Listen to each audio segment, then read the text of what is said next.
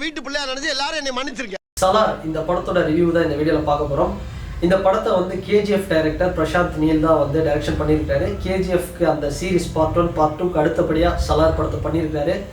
இந்த சலார் படம் எப்படி வந்திருக்கு அப்படின்னு பார்த்தோம்னா, இந்த படத்தோட சினிமாட்டோகிராஃபி, ஸ்டண்ட்டு, ஸ்டோரி, இந்த படத்தில் இருக்கிற மியூசிக், இது மாதிரி எல்லாமே வந்து இந்த படம் நமக்கு வந்து கேஜிஎஃபோட ஃபீல் வந்து கொடுக்கும்.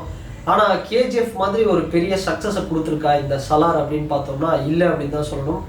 ஏன்னா கேஜிஎஃப் பார்த்தோம்னா இந்தியன் சினிமாவிலே ஒரு பெரிய அளவில் ஒரு பேசப்பட்ட ஒரு படம், நல்ல ஒரு ஹிட்டான ஒரு படம். ஆனால் இந்த சலார் அப்படிங்கிறது, இந்த படத்துக்கு சலார் அப்படின்னு டைட்டில் வச்சதை விட சுமார் அப்படின்னு வச்சிருக்கலாம். ஏன்னா படம் சுமாராக தான் இருக்குது.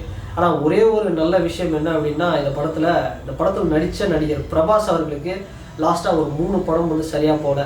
அதோட கம்பேர் பண்ணும்போது பார்த்தோம்னா இந்த சலார் படம் அப்படிங்கிறது ஏதோ ஓரளவுக்கு சுமார் அப்படின்னே சொல்லலாம். அப்படி தான் இந்த படம் வந்திருக்கு. ஸோ இந்த படத்தோட பாசிட்டிவ்ஸ் என்ன அப்படின்னு பார்த்தோம்னா, ஃபஸ்ட்டு பார்க்க வேண்டிய பாசிட்டிவ்ஸ் டைரக்டர் பிரசாந்த் நீல், அவரை பற்றி தான் பார்க்கணும். ஏன்னா இந்த படம் கேஜிஎஃப் மாதிரி எல்லா இடங்களில் தெரிஞ்சாலும் கூட ஏதோ ஒரு 3 மணி நேரம் தாக்கு முடிச்சு ஆடியன்ஸ் வந்து பார்க்க வைக்க முடிஞ்சது அப்படிங்கிறது அது பிரசாந்த் நீல் அவர்களுடைய அந்த பிரசாந்த் நீல் சினிமாட்டிக் யூனிவர்ஸ், அந்த பிசியு, அந்த ஒரு விஷயம் தான் ஒரு பெரிய ப்ளஸ் அப்படின்னு சொல்லலாம். கிட்டத்தட்ட ராஜமௌலி சார் எப்படி வந்து அவருடைய மேக்கிங்கில் ஆடியன்ஸை வந்து அப்படி உட்கார வச்சு பார்க்க வைப்பாரோ, அது மாதிரியான ஒரு வேலை தான் பிரசாந்த் அவர்கள் வந்து பண்ணியிருக்காரு. ஸோ படத்தோட பாசிட்டிவ்ஸ் அப்படின்னு நம்ம சொல்லணும் அப்படின்னா, டைரக்டர் பிரசாந்த் நீல் ஒரு பெரிய பாசிட்டிவ்னே சொல்லலாம்.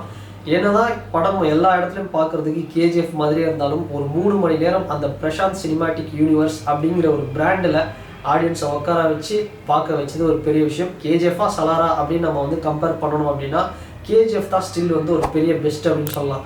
ஸோ சலார் வந்து ஒரு சுமாரான ஒரு அவுட்புட்டில் வந்திருந்தாலும், எப்படி வந்து ராஜமௌலி சார் அவருடைய படங்களை வந்து அவருடைய மேக்கிங்கில் உட்காந்து ஆடியன்ஸை பார்க்க வைப்பாரோ, அது மாதிரியான ஒரு வேலையை தான் பிரசாந்த் நீல் அவர்களும் பண்ணியிருக்காரு. ஓரளவுக்கு வந்து அவருடைய டைரக்ஷன் அப்படிங்கிறது இந்த இடத்துல ஒரு பெரிய ப்ளஸ் அப்படின்னு சொல்லலாம். நிறைய இடங்களில் வந்து பிரபாஸ் அப்படிங்கிறவர் சும்மா அப்படியே சைலண்ட்டாக தான் வந்து ஸ்கோர் பண்ணிட்டு இருக்காரு. ஸோ அந்த இடத்துலலாம் வந்து பிரசாந்த் நீல் அவருடைய டைரக்ஷன் தான் பெரிய அளவில் வந்து அப்படியே ஒரு தூக்கி பிடிச்சிட்டு இருக்கு அவருடைய மேக்கிங் அப்படிங்கிறது. ஸோ 2வது பெரிய பாசிட்டிவ்ஸ் இந்த படத்தில் இருக்கிற கேஸ்டிங். ஃபஸ்ட்டு இந்த படத்தில் இருக்கிற முக்கியமான அந்த சலார் அப்படிங்கிற கேரக்டர் பிரபாஸ் அவர்கள் வந்து வராரு. பிரபாஸ் அவர்கள் என்னதான் வந்து ஒரு பெரிய ஒரு ஸ்டார் அப்படின்னாலும் இந்த படத்தில் ஒரு ஃபர்ஸ்ட் ஹாஃபில் அப்படியே ஒரு சைலண்ட்டாக அப்படியே ஒரு மகேஷ் பாபு மாதிரி தான் வந்து அப்படியே அமைதியாக இருக்கிறாரு. அவர் பர்ஃபார்மன்ஸ் அப்படியே சைலண்ட்டாக பண்ணிகிட்டு இருக்காரு. சில இடங்களில் தான் வந்து ஒரு ஒரு ஃபைட் சீனாக இருக்கட்டும், இல்லை இன்ட்ரோல் பிளாக்ல தான் வந்து அவர் பிரபாஸ் அப்படிங்கிற ஒரு விஷயமே, இவர் தான் வந்து பாகுபலியில் வேறு லெவலில் பண்ண ஒரு ஆக்டர் அப்படிங்கிறது நமக்கு வந்து தெரியப்படுத்துறாரு. ஸோ அந்தளவுக்கு அவருடைய பர்ஃபார்மன்ஸ் அப்படிங்கிறது ஒரு கூலாக போயிட்டுருக்கு. திடீர்னு ஸ்டண்ட் ஒரு ஆக்ஷன் வரும்போது தான் அவர் வந்து ஒரு ஃபயர் ஆகிற மாதிரியான ஒரு பர்ஃபார்மன்ஸ் பண்ணியிருக்காரு. ஸோ அவரை பொறுத்த வரைக்கும் கடந்த 3 படத்தை விட இது பார்த்தோம் அப்படின்னா ஒரு சரியான ஒரு ஆக்ஷன் பிளாக்கை வந்து அவர் வந்து கொடுத்துருக்காரு அவரோட ஃபேன்ஸ்க்கும் சரி எல்லாருக்கும் அப்படின்னு தான் சொல்லணும். ஸோ பிரபாஸ் அவரோட ரோலை வந்து கரெக்டாக பண்ணியிருக்காரு. அண்ட் மற்ற கேஸ்டிங்ஸ் இந்த படத்தில் ஒரு பெரிய பட்டாளமே இருக்குது. மலையாள நடிகர் பிருத்திவிராஜா இருக்கட்டும், இல்லை நம்ம தமிழ் நடிகர்கள் வந்து பாபி சிம்மா, அண்டு தெலுங்கு நடிகர் ஜெகபதி பாபு, அண்ட் முக்கியமாக சொல்லணும் அப்படின்னா சார்பேட்டா பரம்பரை படத்தில் நடித்த ஜான் விஜய் டேடின்னு ஒரு கேரக்டர் பண்ணியிருக்காரு. அவர் வந்து இந்த படத்தில் ஒரு கேரக்டர் ஒன்று பண்ணியிருக்காரு.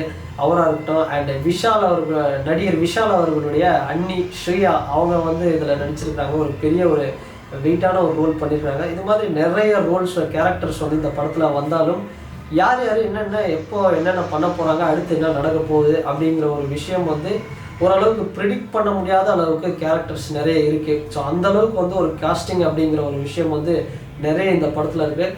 ஒரே ஒரு கேரக்டர் தான் வந்து நம்ம வந்து க்ளீனாக வந்து கண்டுபிடிக்கலாம். ஸ்ருதி ஹாசன் அப்படிங்கிறவங்க வந்து ஒரு கேரக்டரை நம்ம கண்டுபிடிக்கலாம். மைம் கோபி அவர்கள் வந்து ஸ்ருதி ஹாசன் அவர்களுக்கு இது சொல்லிட்டு இருக்காரு, இந்த சலாருடைய அந்த ஃப்ளாஷ்பேக்கெல்லாம் சொல்லிட்டு இருக்காரு, அந்த சாம்ராஜ்யம் இது மாதிரியான விஷயங்கள்லாம் அதை வந்து கேட்டுக்கிட்டே இருக்காங்க. கிட்டத்தட்ட வேதாளம் படத்தில் வந்து ஸ்ருதி ஹாசன் என்ன ரோல் பண்ணாங்களோ, ஹீரோவுடைய ஃப்ளாஷ்பேக்கை கேட்குறது அதே மாதிரியான ஒரு ரோல் தான் இங்கேயும் பண்ணியிருக்காங்க. மேபி அவங்களுக்கு வந்து பார்ட் 2ல் ஒரு பெரிய ஸ்கோப் இருக்கலாம் அப்படின்னு நினைக்கிறேன்.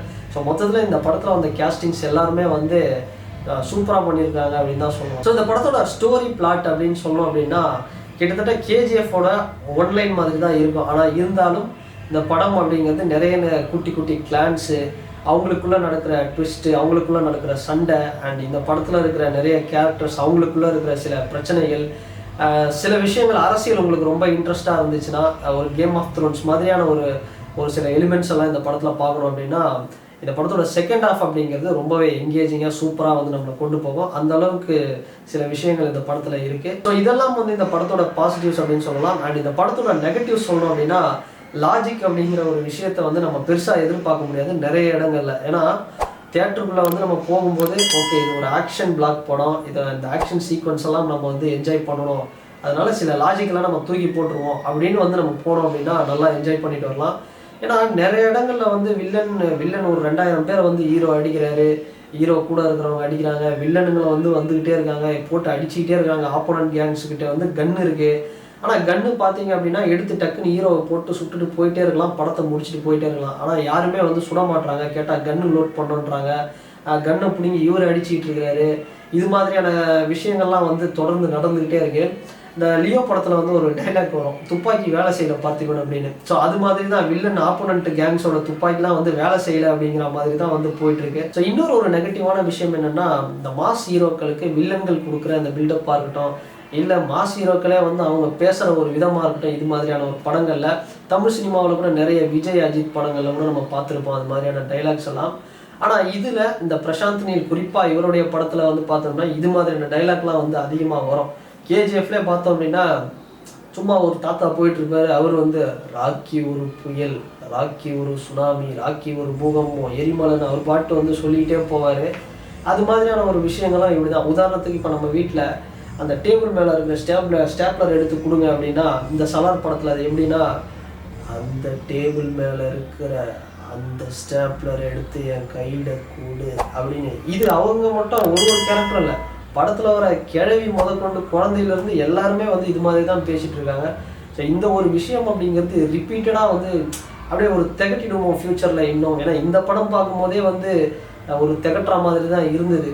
ஏன்னா இப்போ நம்ம தமிழ் சினிமாவிலே பார்த்தோம்னா இப்போ வேதாளம் படத்தை ஒரு உதாரணத்தை எடுத்தோம்னா அஜித் சார் வந்து வில்லன் வந்து பில்டப் பண்ணுவார், அவன் ஓடி ஒளிகிற ஆள் இல்லை தேடி அடிக்கிற ஆள் அப்படின்னு. அதே மாதிரி விவேகம் படம் எடுத்து பார்த்தோம் அப்படின்னா வில்லன் வந்து ஹீரோவுக்கு வந்து ஒரு பில்டப் கொடுப்பாரு, ஒரு வழி இல்லை சார் 60 வழி சுரங்கம் இருக்குது அப்படின்னு வில்லன் கூட இருக்கிறவங்க சொல்லும்போது விவேக் ஓபராய் என்ன சொல்லுவார் அப்படின்னா, ஒரு வழி இருந்தாலே அவன் ஆடுவான், 60 வழி இருந்தால் அவன் அடங்க மாட்டாங்கிற மாதிரி படம் ஃபுல்லாக வந்து இந்த சலார் படத்தில் இப்படி தான் பேசிகிட்டு இருக்கிறாங்க. ஒரு கேரக்டரும் இந்த மாதிரி பொறுமையாக பேசிக்கிட்டு ஒரு கட்டத்தில் என்ன ஆகுது அப்படின்னா, கையில் ஒரு ரிமோட் இருந்தால் எடுத்து அப்படியே இந்த யூடியூப்லலாம் பார்த்தோம்னா வீடியோ பார்த்துட்டே இருக்கும்போது கொஞ்சம் ஸ்பீடாக ஓட்டி விடுவோம், அந்த 1x ஸ்பீடில் வைப்போம்.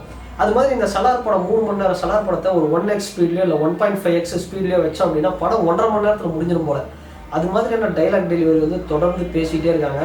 ஸோ இப்போ நம்ம தமிழ் சினிமாவிலே பார்த்தோம் அப்படின்னா அஜித் சார் விஜய் சார் படங்களில் அடுத்து அப்படியே குறைச்சிக்கிட்டாங்க. அஜித் சார் நேர்கொண்ட பார்வை, அப்புறம் இப்போ ரீசெண்டாக வந்த படங்கள், இப்போ விஜய் சார் லியோ, நிறைய படங்களில் வந்து அந்த பில்டப்பாக ஹீரோ வந்து வில்லன் வந்து பொறுமையாக அப்படி இழுத்து பேசுறது, இந்த மாஸ் ஹீரோக்கான எலிமெண்ட்ஸ் எல்லாம் வந்து அப்படியே குறைச்சிக்கிட்டே வந்தாங்க. ஸோ பிரசாந்த் நீல் அவருடைய டைரக்ஷனில் இந்த கேஜிஎஃப்பாக இருக்கட்டும், இல்லை இந்த படமாக இருக்கட்டும், குறிப்பாக சலார் படம், இது மாதிரியான இந்த டைலாக்ஸ் எல்லாம் வந்து கொஞ்சம் தவிர்த்து அது எப்படி தான் பேசணுமா, இல்லை வேற ஒரு ஆப்ஷன் இல்லையா, ஆப்ஷன் இல்லாததுனால தான் வந்து அப்படி ஒரு டைலாக் டெலிவரி வருதா அப்படிங்கிறது புரியவில்லை. அந்த டைலாக் டெலிவரி அப்படிங்கிறது எப்போ தான் இதுக்கு இல்லையா சார் ஒரு எண்டு அப்படிங்கிற மாதிரி தான் போயிட்டுருக்கு. ஸோ அடுத்து நெகட்டிவ்ஸ் என்ன அப்படின்னு பார்த்தோம்னா, இந்த படத்தில் அந்த சினிமாட்டோகிராஃபியாக இருக்கட்டும், அந்த எடிட்டிங்கில் அந்த கலர், அந்த ஒரு விஷயம் அண்டர் வேர்ல்டு அப்படிங்கிறதுனால வந்து கருப்பாக காட்டுறோம் அப்படிங்கிறத காட்டுறாங்க. ஓகே, கேஜிஎஃப்ல வந்து அது ஒர்க் ஆச்சு, கேஜிஎஃப் 2லேயும் ஒர்க் ஆச்சு. ஆனால் கேஜிஎஃப் 1, 2 அடுத்து பார்த்தோம் அப்படின்னா எவ்வளோ படங்கள் கன்னட சினிமாவிலே சிவராஜ்குமார் அவர்களுடைய பஜரங்கி 2 படமாக இருக்கட்டும், இல்லை உபேந்திரா அவர்களுடைய கப்சா அந்த படமாக இருக்கட்டும், இது மாதிரி நிறைய படங்கள் வந்து வந்தது. அதே மாதிரியான ஒரு கலர் கிரேடிங்கில், அதே மாதிரியான ஒரு அண்டர்வேல், அது மாதிரியான ஒரு பிக்சரைசேஷனில் அப்படியே காமிச்சிருந்தாங்க. கேஜிஎஃப் 1, 2 வந்து அந்த கலர் அது காட்டுற அந்த அண்டர்வேல்டு காட்டுற விதமாக இருக்கட்டும், அது நல்லா இருந்தாலும் சலாரில் பார்க்கும்போது அது வந்து ஒரு திகட்டுது அப்படின்னு தான் சொல்லலாம். கிட்டத்தட்ட எப்படி இருக்குன்னா, அந்த கலர் பார்க்கும்போது எல்லாமே ஒரு இருட்டு கருப்பு டார்ச் அடித்து பார்க்குற மாதிரி இருக்குது. மொத்தத்தில் வந்து பார்த்தோம்னா இந்த அடுப்பு கறியை வந்து அப்படியே பவுடர் ஆக்கி நம்ம கண்ணில் அப்படியே தூவி விட்டா மாதிரி தான் வந்து இருக்குது. அந்த மாதிரியான ஒரு எடிட்டிங்கில் ஒரு கலர் கிரேடிங் தான் வந்து அது தொடர்ந்து காமிச்சிட்டு இருக்காங்க. அது வந்து இனி வரும் படங்களில் பிரசாந்த் நீல் அவர்கள் இந்த ஒரு சீரீஸ் இல்லாமல் வேற ஒரு படங்கள் பண்ணும்போது அவர் அதே மாதிரியான ஒரு கலர் கிரேடிங் வந்து நமக்கு காமிச்சாரு அப்படின்னா அது நிச்சயமாக வந்து திகட்டுற மாதிரியான ஒரு விஷயமா இருக்கும். ஸோ இன்னொரு நெகட்டிவ்ஸ் இந்த படத்தில் சொல்லணும் அப்படின்னா மியூசிக் இந்த படத்தை பற்றி சொல்லலாம். கேஜிஎஃப் மாதிரியான ஒரு மியூசிக் வந்து இந்த படத்தில் இல்லை. கேஜிஎஃப்ல வந்து ஒரு பாட்டுமே வந்து எல்லாருக்கும் ஒரு ரீச்சாக இருக்கும். அந்த படத்தில் தீம் பிஜிஎஃப் இதில் வந்து எதுவுமே வந்து பெரிய அளவில் ஒர்க் அவுட் ஆகலை அப்படின்னு தான் சொல்லணும். கேஜிஎஃப் படத்தோட மியூசிக் டைரக்டர் தான் இந்த படத்துக்கும் பண்ணியிருக்காரு. ஆனால் அதில் பண்ண மாதிரி இதில் பண்ணாதது ஒரு பெரிய ஒரு மைனஸ்னே சொல்லலாம். அண்ட் பிரபாஸ் என்னதான் வந்து ஒரு கிளைமேக்ஸில் இன்டர்வலில் ஏதோ ஒரு பெரிய ஒரு டிரான்ஸ்ஃபர்மேஷன் சீன்ஸ் எல்லாம் வந்து காமிச்சாலுமே கூட எப்படி பார்த்தாலும் அங்கே வந்து சில இடங்களில் பிரபாஸ் வந்து பாகுபலி பிரபாஸ் மாதிரி தென்பட்டாலும் ஆனால் நம்ம கண்ணுக்கு வந்து அந்த ஒரு கலர் கிரேடிங்கில் யஷ் தான் வந்து நம்ம கண்ணு முன்னாடி வந்து நிற்கிறாரு. ஏன்னா அப்படி தான் வந்து இருக்குது சலாரு. ஸோ மொத்தத்தில் இந்த படம் எப்படி இருக்குது அப்படின்னா ஒரு 3 மணி நேரம் ஒரு பெரிய படம். ஹீரோ என்ட்ரியே வந்து பார்த்தோம்னா ஒரு 25-20 நிமிஷம் கழிச்சு தான் வருது அப்படின்னு பார்த்துக்கோங்களேன். அந்த அளவுக்கு வந்து ஒரு பெரிய படம். அதுக்குன்னு வந்து லேட்டாக போயிட வேண்டாம். ஏன்னா ஃபஸ்ட்டு ஒரு 5 நிமிஷத்தில் ஒரு சில விஷயம் அந்த அம்மா சென்டிமெண்ட் எப்படி கேஜிஎஃப்ல அது மாதிரியான ஒரு விஷயம் சொல்லுவாங்க. ஸோ அந்த விஷயத்தை வந்து நம்ம நோட் பண்ணால் தான் கிளைமேக்ஸில் சில விஷயம் வந்து அப்படியே கனெக்ட் ஆகும். எதுக்காக இந்த விஷயங்கள் எல்லாம் வந்து நடக்குது அப்படிங்கிறதும். ஸோ அதனால் படத்தை வந்து ஸ்டார்டிங்லேருந்து பாருங்கள்.